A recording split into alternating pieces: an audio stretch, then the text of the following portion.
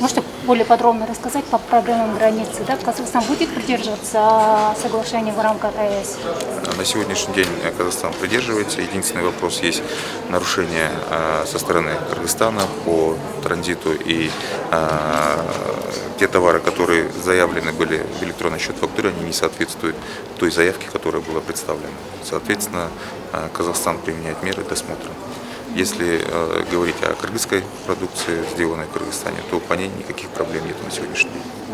То есть вот эта проверка будет продолжаться, да, на Нет, границе? при наличии была достигнута договоренность в рамках двусторонних встреч, была создана рабочая группа на уровне вице-премьеров. В рамках нее договорились и были даны поручения Министерству финансов двух стран о том, чтобы Кыргызстан при экспорте или транзите с товаров через территорию Казахстана или на территории Казахстана должен иметь электронный счет фактуры. Электронный счет фактуры должна соответствовать тем заявленным товарам, которые будут находиться в транспортном средстве. При наличии электронных счет фактур досмотр будет осуществляться специальным оборудованием, аппаратом. Если товар будет соответствовать по весу и по наименованию, то никаких проблем по его транзиту по территории Казахстана не будет.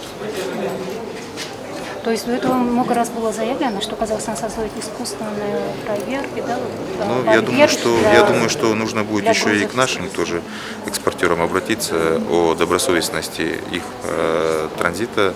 И Казахстан по каждому факту имеет также факты, передает в нашу налоговую службу. Мы их, соответственно, проверяем и стараемся обеспечивать соответствие заявленного товара электронным счетам фактур. Я думаю, что на сегодняшний день те договоренности, которые были достигнуты с казахстанской стороной по электронным счетам фактурам, они как раз таки идут и в унисон нашей правительственной программы по фискализации процесса.